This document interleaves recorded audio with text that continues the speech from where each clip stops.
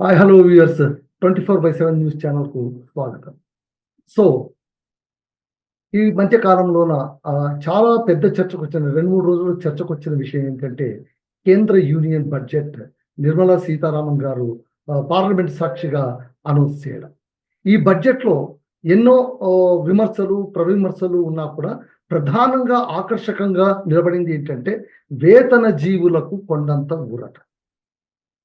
So 12,75,000 దాకా no tax అనేదే లేదు అనేసరికి దేశంలో ఉండేటువంటి మధ్య తరగతి జీవులందరూ కూడా ఒక రకంగా పండగ చేసుకున్నారు. 2014 నుంచి ఇప్పటిదాకా సాధ్యపడింది. ఈ సమయంలో ఈ బడ్జెట్ ఇచ్చే సమయంలో ఎలా సాధ్యపడింది? అసలు ఈ బడ్జెట్ స్వరూపం ఏంటి? ట్యాక్స్ విధానం ఏంటి? ఇలా ట్యాక్స్ రిబేట్ ఇవ్వడం వల్ల దేశ ఆర్థికానికి ఏమైనా నష్టం ఉందా? తదితర విషయాలన్నీ కూడా ఇవాళ మనతో చర్చించడానికి జూమ్‌తో కలుస్తున్నారు శ్రీ కోటిరెడ్డి గారు, ఇఫ్ఐ యూనివర్సిటీ ప్రొఫెసర్ గారు. సో సార్‌తో మాట్లాడి అన్ని విషయాలు మనం మాట్లాడుకుందాం. సార్ నమస్తే. నమస్తే సార్. సార్ ఏం లేదు సార్. ఇప్పుడు కేంద్ర బడ్జెట్ మీరు చూసే ఉంటారు మీరు. సో అవును సార్. ఇందులో ప్రధానంగా అంటే ఇప్పుడు డిబేటబుల్ పాయింట్ అందరూ ఎంప్లాయీస్ అందరూ కూడా చాలా గొప్పగా చర్చించుకుంటున్న అంశం ఏదంటే 12,75,000 వరకు నో ట్యాక్స్ అనేటువంటి ఒక వరం. దీన్ని మనం ఎలా చూడాలి? అసలు ఇది ఎలా సాధ్యపడింది? కొంచెం చెప్పగలరా మాకు? అలాగే సార్. ఇటీవల ప్రవేశపెట్టినటువంటి బడ్జెట్లో 12,75,000 రూపాయలు సార్. అంటే రిబేట్తో కలుపుకొని 12,75,000 వరకు పన్ను చెల్లించాల్సిన అవసరం లేదు. ఈ నూతన పన్ను విధానంలో రిబేట్ అనేది 60,000 రూపాయలకు పెంచడం జరిగింది. ఇక్కడ మనం రిబేట్ గురించి తెలుసుకోవాలంటే మనకు పాత పన్ను విధానంలో కొన్ని ఏటీసీ అలాగే కొన్ని ఎగ్జంప్షన్స్ ఉండేవి. ఎగ్జంప్షన్స్ వల్ల ఆ ఎగ్జంప్షన్స్ అనేవి ఇప్పుడు నూతన పన్ను విధానంలో ఉండవు కాబట్టి అది ఒక రిబేట్గా 60,000 రూపాయలు రిబేట్ ఇక్కడ తీసుకోవడం జరిగింది. అందువల్ల 12 లక్షల రూపాయలు ప్లస్ 75,000 రూపాయల స్టాండర్డ్ డిడక్షన్. ఈ 12,75,000 రూపాయల వరకు పన్ను చెల్లించాల్సినటువంటి అవసరం లేదు. ఓవరాల్ గా మనం ఈ నూతన పన్ను విధానాన్ని మనం పరిశీలించినట్లయితే 0 నుంచి 4 లక్షల రూపాయల వరకు ఎటువంటి పన్ను ఉండదు. 4 లక్షల రూపాయల నుంచి 8 లక్షల రూపాయల వరకు 5%, 8 లక్షల రూపాయల నుంచి 12 లక్షల రూపాయల వరకు 10%, 12,01 రూపాయల నుంచి 16 లక్షల వరకు 15%, 16,01 రూపాయల నుంచి 20 లక్షల రూపాయల వరకు 20%, 20 లక్షల 1 రూపాయల నుంచి 24 లక్షల రూపాయల వరకు 25%, అలాగే 24 లక్షల 1 రూపాయి నుండి ఆ పై ఉన్నటువంటి ఆదాయం మొత్తానికి 30% వరకు పన్ను విధించడం జరుగుతుంది. అంటే 12,75,000 తర్వాత ఈ నూతన పన్ను విధానంలో ఆదా చేసుకునేటటువంటి అవకాశం కూడా ఉంది. ఓవరాల్ గా నూతన పన్ను విధానంలో 1,10,000 రూపాయల వరకు ఆదా ఉంటుందని అంచనా. ఫర్ ఎగ్జాంపుల్ 17 లక్షల రూపాయల వరకు ఆదాయం వచ్చే వాళ్ళకి 60,000 రూపాయల ఆదాయం ఉంటుంది. 18 లక్షల రూపాయల ఆదాయం వచ్చే వారికి 70,000 రూపాయల ఆదాయం ఉంటుంది. మొత్తంగా ఓవరాల్ గా మనం గమనించినట్లయితే 1,10,000 రూపాయల వరకు ఆదా ఉంటుందని అంచనా. అంటే అన్ని సవరించినటువంటి స్లాబుల ప్రకారం ఈ నూతన పన్ను విధానంలో 1,10,000 రూపాయల ఆదా అవుతుందని అంచనా వేయటం జరిగింది. సార్ ఇప్పుడు స్టాండర్డ్ డిడక్షన్ అని అంటూ ఉంటారు కదా, స్టాండర్డ్ డిడక్షన్ ఏంటి? స్టాండర్డ్ డిడక్షన్ అంటే జనరల్ గా స్టాండర్డ్ డిడక్షన్ అనేది ప్రతి సంవత్సరం దీన్ని అప్డేట్ చేస్తూ ఉంటారు. ఈ స్టాండర్డ్ డిడక్షన్ అనేది దేశంలో ఉన్నటువంటి ద్రవ్యోల్బణాన్ని దృష్టిలో పెట్టుకొని స్టాండర్డ్ డిడక్షన్ అనేది ప్రతి సంవత్సరం కూడా మనం దీంట్లో కొన్ని మార్పులు తీసుకొస్తూ ఉంటారు. It can B subtracted from taxable income. Taxable income నుంచి ట్యాక్సబుల్ అంటే ఎంతైతే పన్ను మనం ఎంత ఆదాయం పైన పన్ను చెల్లించాల్సి ఉంటుందో దాని నుంచి మనం ఈ అమౌంట్ ని తీసివేయడం జరుగుతుంది. అలాగే ఈ ఇటీవల బడ్జెట్ లో సీనియర్ సిటిజన్స్ కి స్టాండర్డ్ డిడక్షన్ 50,000 రూపాయల నుంచి 1,00,000 రూపాయలకు పెంచడం జరిగింది. అలాగే ఓవరాల్ గా ఇతర పన్ను చెల్లింపుదారులందరూ కూడా రూ. 75,000 వరకు స్టాండర్డ్ డిడక్షన్ అనేది అనుమతించడం జరిగింది. ఈ స్టాండర్డ్ డిడక్షన్ అంటే ఓవరాల్ గా నేను ఇప్పుడు ప్రస్తుతం చెప్పినట్లుగా it can be extended to pensioners and also pensioners also and salaried tax payers, pensioners వీళ్ళందరికీ ఇది వర్తించడం జరుగుతుంది. జనరల్ గా it can offer tax relief specifically to middle class. వీళ్ళందరికీ ఒక ట్యాక్స్ రిలీఫ్ ఇచ్చేటటువంటి క్రమంలో స్టాండర్డ్ డిడక్షన్ అనే దాన్ని మన దేశంలో ప్రవేశపెట్టడం జరిగింది. దీన్ని ప్రతి సంవత్సరం కూడా దీన్ని అప్డేట్ చేస్తూ ఉంటారండి. ముఖ్యంగా దేశంలో ద్రవ్యోల్బణాన్ని దృష్టిలో పెట్టుకొని దీన్ని స్టాండర్డ్ డిడక్షన్ అనేది నిర్ణయించడం జరుగుతుంది. Okay sir. సార్ ఇప్పుడు ఇవన్నీ కూడా అంటే ఇప్పుడు 12,75,000 దాకా నో ట్యాక్స్ అనేది కావచ్చు, ఆ తర్వాత స్లాబ్ సిస్టంలో రిబేట్ కావచ్చు, ఇవన్నీ కూడా కొత్త విధానంలోకే వర్తిస్తుంది, పాత విధానం యథాతథంగా ఉంటుంది అని నిర్మలా సీతారామన్ గారు అనౌన్స్ చేశారు పార్లమెంట్ లో. అసలు ఈ ట్యాక్సేషన్ లోన కొత్త విధానం ఏంటి, పాత విధానం ఏంటి, ఎందుకు కొత్త విధానానికి ఈ వెసులుబాటు కల్పించారు? సరే, ఈ కొత్త విధానం అనేది అంటే ఇటీవల గత 2-3 సంవత్సరాల నుంచి మనకి కొత్త విధానం అనేది మనకి అమల్లోకి వచ్చింది. ఓవరాల్ గా మనం గమనించినట్లయితే అంతకుముందు ఉన్నటువంటి పాత విధానంలో కొన్ని విధాలైనటువంటి కొన్ని డిఫెక్ట్స్ అనేది పాత విధానంలో ఎక్కువగా గమనించడం జరిగింది. మనం ట్యాక్స్ ఫైలింగ్ ప్రాసెస్ లో బాగా సింప్లిఫై చేయాలని, సరళతరం చేయాలని, అలాగే లో ట్యాక్స్ రేట్స్ అనేది తక్కువ పన్ను విధానం అనేది మనం అమలు పరచాలని చెప్పి మన దేశంలో ఈ న్యూ ట్యాక్స్ రెజిమ్ అనేది మనకు అమల్లోకి రావడం జరిగింది. మీరు ఓవరాల్ గా గమనించినట్లయితే ఒక ఎకనామిక్స్ లో మీరు లాఫర్ కర్వ్ అని ఒక లాఫర్ అనేటువంటి ఎకానమిస్ట్ పన్ను రేటు తగ్గింపు అనేది it maximize the tax revenue అని ఆయన చెప్పడం జరిగింది. ఆయన సప్లై సైడ్ ఎకానమిస్ట్ గా మనం భావిస్తాం. అమెరికాలో రొనాల్డ్ రీగన్ టైంలో ఈ లాఫర్ యొక్క విధానాన్ని అనుసరించడం జరిగింది. తద్వారా వారి యొక్క ట్యాక్స్ ఇన్కమ్ లో కూడా గణనీయమైన పెరుగుదల రావడం జరిగింది.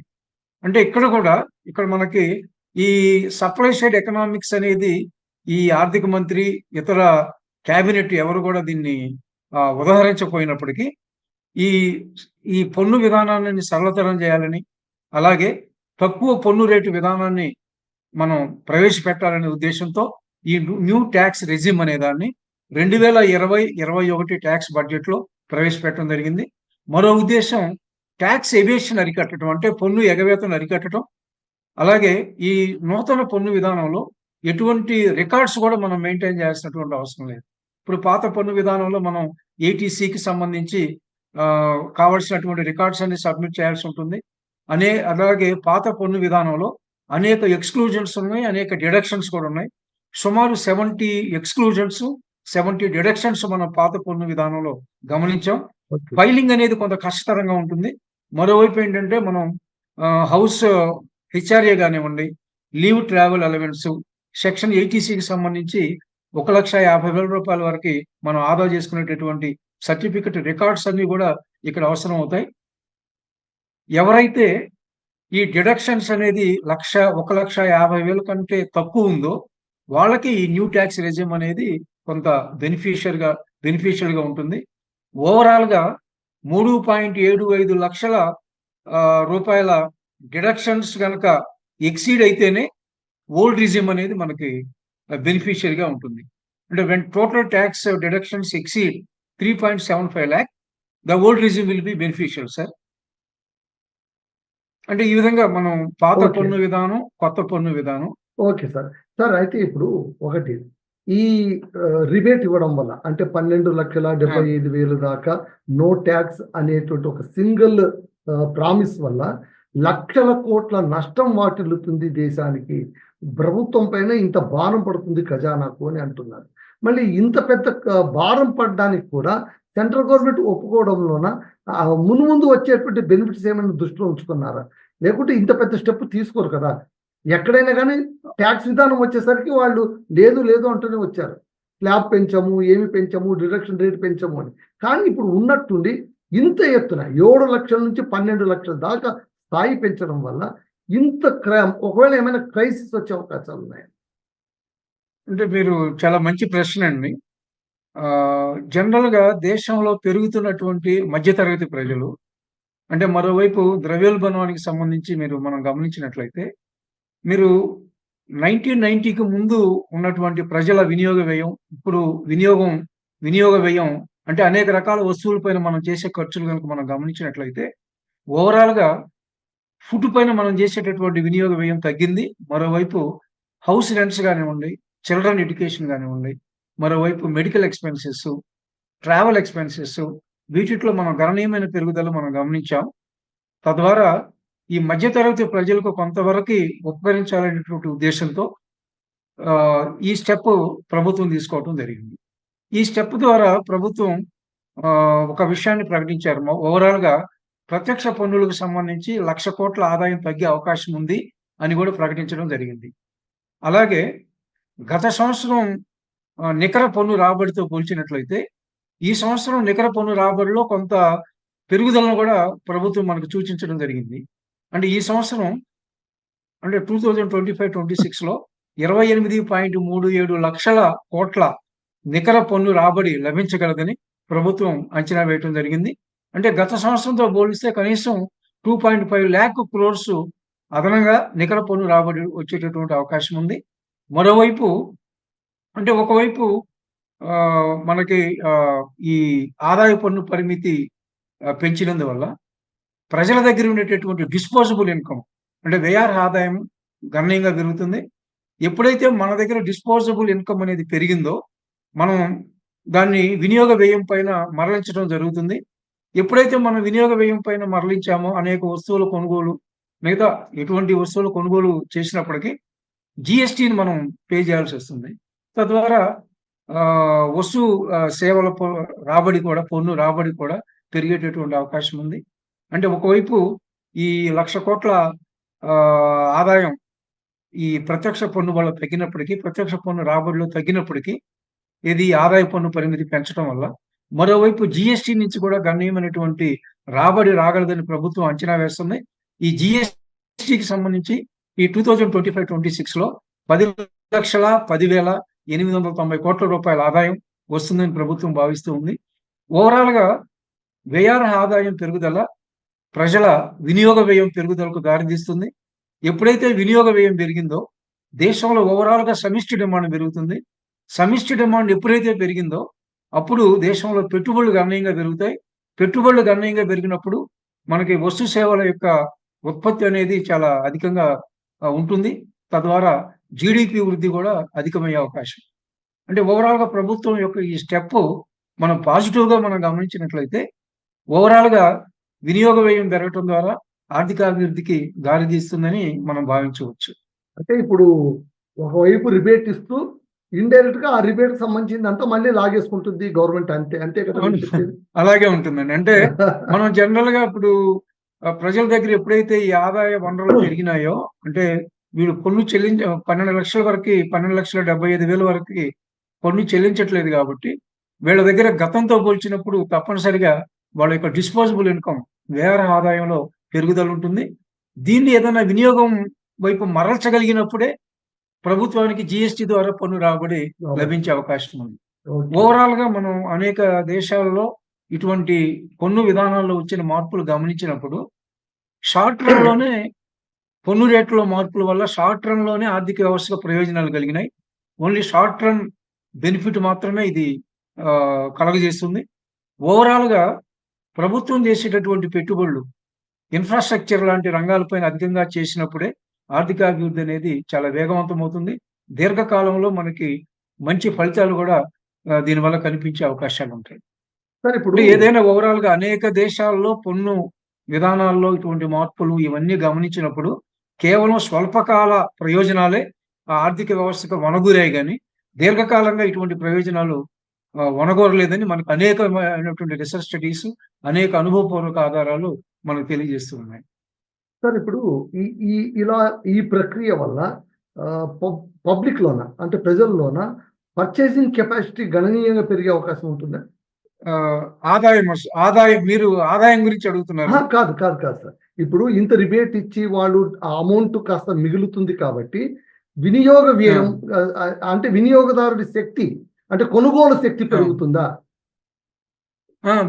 ప్రజల ఆదాయం పెరిగింది అంటే మన కొనుగోలు శక్తి ఆటోమేటిక్ గా కొనుగోలు శక్తి పెరుగు ఎక్కువగా ఉంటుంది. ఉమ్, ఉమ్, కొనుగోలు శక్తి ఎక్కువగా ఉన్నప్పుడు మనం వివిధ రకాల వస్తువులు కొనుగోలు చేసినప్పుడు ప్రభుత్వానికి జిఎస్టి రూపంలో ఆదాయం వస్తుంది. ఉమ్. ఓవరాల్ గా దేశంలో సమిష్టి డిమాండ్ పెరిగింది అంటే పెట్టుబడులు పెరుగుతాయి. మరోవైపు పెట్టుబడులు ఎప్పుడైతే పెరుగుతాయో దేశంలో ఆర్థిక అభివృద్ధి అనేది కూడా వేగవంతం అవుతుంది. అంటే ఆదాయంలో పెరుగుదల ప్రజల కొనుగోలు శక్తి పెరగటానికి దోహదపడుతుంది. Okay, okay. మన కొనుగోలు శక్తి పెరిగినప్పుడు మనం వస్తు సేవలను డిమాండ్ చేస్తాం కాబట్టి అవును. తద్వారా దేశంలో సమిష్టి డిమాండ్ పెరుగుతుంది. తర్వాత ఈ సీనియర్ సిటిజన్లకు బ్యాంకులోన ఆ, డిపాజిట్ పైన వచ్చేటువంటి వడ్డీకి సంబంధించి టీడీఎస్ ఉంటుంది కదా, దాని స్లాబ్ ఆ. కూడా 60,000 నుంచి 1,00,000 దాకా ఏదో పెంచారు, టీడీఎస్ లో మార్పు ఉంది అని కూడా చెప్పారు. ఏంటి సార్ అది? అంటే టీడీఎస్ అనేది ఈ బడ్జెట్ లో సీనియర్ సిటిజన్స్ సంబంధించి ₹1,00,000 వరకు పెంచారు. ఉమ్, అంటే వాళ్ళకు వచ్చే డిపాజిట్స్ పైన ఇంట్రెస్ట్ అండి. ఓకే. అంటే మనం సీనియర్ సిటిజన్స్ ఎవరైతే డిపాజిట్ ఈ ఫైనాన్స్ ఫైనాన్స్ సంస్థల్లో ఎవరైతే డిపాజిట్లు చేశారో ఆ డిపాజిట్స్ నుంచి వాళ్ళకి లభించే వడ్డీ ₹1,00,000 వరకు వాళ్ళకి ఎటువంటి టీడీఎస్ కట్టాలి. కట్ చేయటం ఏం జరగదండి. టీడీఎస్ ఉండదు. ఉమ్, ₹1,00,000 దాటి కనుక వాళ్ళకి వడ్డీ రూపేణా ఆదాయం లభిస్తే ఉమ్, అంటే వడ్డీ రూపేణా మనకి ఫైనాన్షియల్ ఇన్స్టిట్యూషన్స్ నుంచి వడ్డీ రూపేణా వచ్చేది కూడా ఆదాయంగానే పరిగణిస్తాం. పరిగణిస్తారు. ఓకే. ₹1,00,000 వరకు వచ్చే వడ్డీ పైన ఎటువంటి ట్యాక్స్ ఉండదు. టీడీఎస్ ఉమ్, మినహాయించరు. ఉమ్, ₹1,00,000 వడ్డీ దాటి వచ్చినటువంటి ఆదాయం పైన అంటే ₹1,00,000 వడ్డీ దాటి వస్తే దానిపైన టీడీఎస్ అనేది విధించడం జరుగుతుంది. సాధారణంగా 10% ఉంటుంది. అంటే ఇది సీనియర్ సిటిజన్లకు ఏ విధంగా ఉపయోగపడుతుంది సార్? 10% వరకు ఉంటుంది. Okay, okay, okay. ఆహాహా. అంటే సీనియర్ సిటిజన్స్ జనరల్ గా వారికి వచ్చేటటువంటి ఓన్లీ పెన్షనర్స్ ఉంటారు వీళ్ళలో. అవును, మరోవైపు ఏంటంటే ఈ పెన్షన్ లేకుండా వివిధ వర్గాలకు సంబంధించినటువంటి ప్రజలందరూ ఉంటారు సార్ దీంట్లో. అవును. అంటే వాళ్ళు తమ జీవితంలో కూడబెట్టుకున్నటువంటి కొంత ఆదాయాన్ని ఉమ్, బ్యాంకుల్లో డిపాజిట్ చేయటం ద్వారా ఆ ఉమ్, బ్యాంకుల నుంచి వచ్చేటటువంటి వడ్డీతో ఉమ్, సస్టైన్ కావడానికి ప్రయత్నించే వాళ్ళు కూడా చాలా ఎక్కువ మందే ఉంటారండి. ఒక ఎంప్లాయీస్ పరంగా తీసుకుంటే ఎంప్లాయీస్ అనేవాళ్ళు వాళ్ళ పర్సంటేజ్ ఓవరాల్ సీనియర్ సిటిజన్స్ లో తక్కువే ఉంటుంది. అంటే ఎంప్లాయీస్ గా రిటైర్ అయ్యి బ్యాంక్ లో డిపాజిట్ చేసిన వారి ప్రపోర్షన్ ఓవరాల్ సీనియర్ సిటిజన్స్ లో చాలా తక్కువే ఉంటుంది. అంటే మిగతా వాళ్ళందరూ కూడా అనేక ఆ వృత్తుల నుంచి వచ్చినటువంటి వారే ఉంటారు. వాళ్ళకి వడ్డీ అనేది చాలా ఆధారంగానే ఉంటుంది. వాళ్ళ జీవనోపాధికి ఆదాయంగా ఉంటుంది. కాబట్టి ప్రభుత్వం అనేది వడ్డీ అనే దాన్ని ఆదాయంగానే పరిగణిస్తుంది కాబట్టి ₹1,00,000 వరకు వారికి వచ్చే వడ్డీ పైన పన్ను అనేది విధించదు. ₹1,00,000 దాటి కనుక వడ్డీ లభిస్తే దాని మీద టీడీఎస్ అనేది 10% టీడీఎస్ అనేది 10% కట్ చేయడం జరుగుతుంది. ఓకే. సార్ ఇప్పుడు బడ్జెట్‌కి సంబంధించి అంటే కొంతమంది విశ్లేషిస్తారు కదా, అలా సార్ విశ్లేషించినప్పుడు ఏమంటున్నారంటే ఒకవైపు నిరుద్యోగం, మరోవైపు ఎస్ భారీ ఇన్ఫ్లేషన్, రూపాయి నానాటికి కూడా బక్కచిక్కిపోతుంది. దీని ఎస్ సార్ నివారణ చర్యలు చేపట్టకుండా కేవలం ఒక్కొక్కసారి కొంతమంది కొన్ని వర్గాలను పాసిఫై చేసే విధంగా బడ్జెట్ ప్రవేశపెట్టడం వల్ల మౌలికంగా అంటే లాంగ్ రన్‌లోన ఇండియన్ ఎకానమీ అనేది సస్టైన్ అయ్యే విధంగా అయితే ఈ బడ్జెట్ లేదు అంటున్నారు. మీరేమంటారు సార్? ఒక ఎకనామిస్ట్‌గా మీ వ్యాఖ్య ఏంటి? చాలా మంచి ప్రశ్న సార్. మనకి జనరల్ గా ఈ బడ్జెట్ మీరు గమనించినట్లయితే 2024-25లో ద్రవ్యలోటు జీడిపిలో 4.8% సవరించిన అంచనాలు తెలియజేస్తూ ఉన్నాయి. ఈ సంవత్సరం బడ్జెట్ అంటే నెక్స్ట్ 25-26 బడ్జెట్ లో 4.4% ద్రవ్యలోటుగా వాళ్ళు అంటే ఒక లక్ష్యంగా తీసుకున్నారు. ఇది ఒక టార్గెట్. జీడిపిలో 4.4%. మనకి యాక్చువల్ గా fiscal responsibility and budget management act అనే ఒక యాక్ట్ ఉంది. ఆ యాక్ట్ ప్రకారం 2009 నాటికే మనం ద్రవ్యలోటు అనేది జీడిపిలో 3% పరిమితం చేయాల్సిన అవసరం ఉంది. ఓహ్! ఓవరాల్ గా దేశంలో ఆర్థిక క్రమశిక్షణ అనేది ఉండాలి అంటే ద్రవ్యలోటు జీడిపిలో 2-2.5% మించకూడదండి. 2-2.5%. ఓకే. కానీ మన ప్రభుత్వం చెప్పేటటువంటి అంచనాలు ఒక రకంగా ఉన్నాయి. మనకు అనధికారికంగా అనేక రకాల రుణాలు, ప్రభుత్వం చేస్తున్న రుణాలు ఇవన్నీ లెక్కించినప్పుడు మొత్తం జీడిపిలో మనం గనక గమనించినట్లయితే కేంద్రము, రాష్ట్రానికి ఇద్దరికి కలిపి ద్రవ్యలోటు జీడిపిలో 13-15% వరకు ఉండేటటువంటి అంచనాలు ఉన్నాయండి. అంటే అధికారిక అంచనాలు మనకు అలా స్పష్టంగా తెలియనప్పటికీ, అధికారిక అంచనాలు ఎలా ఉన్నప్పటికీ, మనకి 4.4% నెక్స్ట్ ఇయర్ లక్ష్యంగా తీసుకున్నప్పుడు కూడా, మనం అనధికారికంగా చూసినట్లయితే, ఒక కేంద్ర ప్రభుత్వానికే 10% పైన ఉంటుంది ద్రవ్యలోటు జీడీపీలో. రాష్ట్ర ప్రభుత్వాలకి ఇద్దరికి కలిపి 13-15% ద్రవ్యలోటు అనేది జీడీపీలో భాగంగా ఉండటం జరుగుతుంది. ఎప్పుడైతే ప్రభుత్వానికి ద్రవ్యలోటు ఇలా పెరిగిందో, రుణాలపైన ఎక్కువగా డిపెండ్ అవుతారు. రుణాలు దేశంలో అంతర్గతంగా గానీ, బహిర్గతంగా గానీ రుణాలు తీసుకోవటానికి ఎక్కువగా ప్రయత్నిస్తారు. ఎప్పుడైతే ప్రభుత్వం అనేది రుణాలపైన ఎక్కువగా డిపెండ్ అయిందో, ముఖ్యంగా external debt is more difficult to tackle. అంటే ఎక్స్టర్నల్ డెట్ బహిర్గత రుణం అనేది మనం ఆ కరెన్సీలో తిరిగి చెల్లించాల్సి ఉంటుంది. External debt is to be repaid in that currency only. So in the form of foreign currency. Okay. So మనం ఎక్స్టర్నల్ డెట్ అనేది in the form of foreign కరెన్సీలో మనం పే చేయాల్సి వచ్చినప్పుడు, ఆ ఫారెన్ కరెన్సీకి డిమాండ్ పెరుగుతుందండి మన మార్కెట్‌లో. ఎప్పుడైతే మన మార్కెట్‌లో ఫారెన్ కరెన్సీకి డిమాండ్ పెరిగిందో, మన కరెన్సీ విలువ తగ్గేటటువంటి అవకాశం ఉంది. Because as I mentioned, external debt is to be repaid in foreign currency only. మనకున్న బహిర్గత రుణంలో ఒక డాలర్ రూపాయలో తీసుకున్న రుణమే 35-40% ఉంటుంది. మిగతా కరెన్సీలో తీసుకున్న రుణాలు వివిధ రకాలుగా ఉంటాయి. సరే, వీటిని మనం ఫారెన్ కరెన్సీలో చెల్లించాల్సి వచ్చినప్పుడు, మనం వాటిని ఎక్కువగా డిమాండ్ చేశామంటే, మన ఇండియన్ కరెన్సీ వాల్యూ బాగా తగ్గే అవకాశం ఉంది. ఎప్పుడైతే ఇండియన్ కరెన్సీ వాల్యూ ఒక దశ దాటి తగ్గింది అంటే, ఒక దశ వరకి కరెన్సీ వాల్యూ తగ్గుదలనేది దేశానికి కొంతవరకు ప్రయోజనమే. ముఖ్యంగా ఎగుమతులకు, దిగుమతులకు సంబంధించి.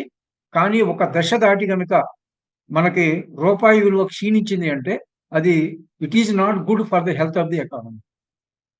అంటే ఎప్పుడైతే ఈ ప్రభుత్వం ఇప్పుడు ఇచ్చినటువంటి ఇన్ని హామీలు కానివ్వండి, ఈ హామీలకి సమకూర్చుకోవడానికి ఈ రెవెన్యూ రాబడి సమకూర్చుకోవాల్సి ఉంటుంది. మీరు ఫర్ ఎగ్జాంపుల్ ప్రస్తుత బడ్జెట్ గమనించినట్లయితే, మొత్తంగా మీరు ఎక్స్‌పెండిచర్ గమనించుంటాం. ఎక్స్‌పెండిచర్ అనేది 50 లక్షల కోట్లు మనకి బడ్జెట్‌లో ఎక్స్‌పెండిచర్‌గా చూపించడం జరిగింది. మొత్తం వ్యయం. దీంట్లో total receipt other than borrowing, అంటే రుణాలు కాకుండా మనకి ఇంత ఆదాయం వస్తదనేది, టోటల్ రెసిట్ ఎంత, రసీదు ఎంత, మొత్తం రసీదులు ఎంత వస్తాయి అనేది 34.96 లక్షల కోట్లే మనకి మొత్తం లభించేటటువంటి రసీదులు. అంటే మిగతా మొత్తాన్ని రుణాల రూపేణే సమీకరించాల్సి వస్తుంది. అలా రుణాల రూపేణ మనం ఎప్పుడైతే సమీకరించామో, ప్రభుత్వానికి రుణభారం పెరుగుతుంది. ఎప్పుడైతే రుణభారం పెరిగింది అంటే, ఓవరాల్‌గా ద్రవ్యలోటు పెరిగింది అంటే, ఆ ద్రవ్యలోటు యొక్క ప్రభావం దేశ ఆర్థికాభివృద్ధి పైన ప్రతికూలంగా ఉండేటటువంటి అవకాశం ఉంది. ఓకే. ఓకే. సో, మొత్తం మీద ఈ ద్రవ్యోల్బణాన్ని మనం అరికట్టకపోతే ఖచ్చితంగా మున్ముందు నష్టపోయే ప్రమాదాలు చాలా ఉన్నాయి. ఖచ్చితంగా అండి. ఇప్పుడు మనకి ఎప్పుడైతే ఈ ద్రవ్యలోటు ఇట్లా లాస్ట్ ఇయర్ 4.8% సవరించిన అంచనా ప్రకారం నెక్స్ట్ ఇయర్ 4.4%గా లక్ష్యంగా తీసుకున్నారు. ఒక అంచనాగా తీసుకున్నారు. ఎప్పుడైతే ఈ పరిస్థితులు ఉన్నాయో దేశంలో, మనం రుణం పైన ఎక్కువగా డిపెండ్ అవుతాం. ఎప్పుడైతే మనం రుణం పైన డిపెండ్ అయ్యి, ఎప్పుడైతే ఈ దేశంలో ఇలా మనీ సప్లై అనేది పెరగడం బిగినయిందో, దేశంలో ద్రవ్యోల్బణ పరిస్థితులు అనేవి తప్పనిసరిగా వచ్చే అవకాశం ఉంది. ఎప్పుడైనా దేశంలో ద్రవ్యోల్బణము ఎక్కువగా పెరిగింది అంటే, రూపాయి క్షీణతకు దారితీస్తుంది. అంటే రూపాయి క్షీణించడానికి ఒక రీజను ద్రవ్యోల్బణం అనేది ఒక రీజన్. హ్మ్. హ్మ్. అలా మనం ఓవరాల్ ఎక్స్‌పెండిచర్ ఇంత పెట్టుకొని, మరోవైపు మనం రుణాలు కాకుండా ఇతర రసీదులు కేవలం 34 లక్షల కోట్లే అంటే, ఇంకా మనకి బ్యాలెన్స్ కనీసం 15 లక్షల కోట్ల రూపాయల బ్యాలెన్స్ కనిపిస్తా ఉంది.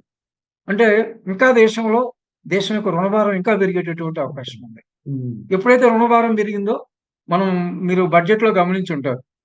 మూలధన వ్యయం అనేది బాగా తగ్గిపోయింది. అవును. క్యాపిటల్ ఎక్స్‌పెండిచర్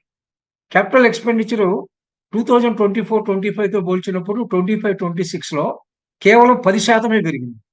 హ్మ్. అంటే క్యాపిటల్ ఎక్స్‌పెండిచర్ అనేది ఆర్థిక అభివృద్ధికి చాలా ప్రధానమైనది. ఓకే. ఎప్పుడైతే క్యాపిటల్ ఎక్స్‌పెండిచర్ తగ్గిందో, మనం నిన్న మార్కెట్ కూడా గమనించామండి. మార్కెట్ బీఎస్ఈ సెన్సెక్స్ గాని, నిఫ్టీ గాని తగ్గటం జరిగింది. జనరల్‌గా ఈ వీళ్ళు స్టాక్ మార్కెట్ అవగాహన ఉన్నటువంటి వారు వీళ్ళందరూ ఏంటంటే, ఎప్పుడైతే క్యాపిటల్ ఎక్స్‌పెండిచర్ ఎక్కువ ఉంది అంటే, అది దేశ ఆర్థిక అభివృద్ధికి రాబోయే రోజుల్లో ఎక్కువగా దారితీస్తది. రాబోయే రోజుల్లో జీడిపి వృద్ధి అధికంగా ఉండి అన్ని రంగాలు ముందంజలో ఉంటాయి.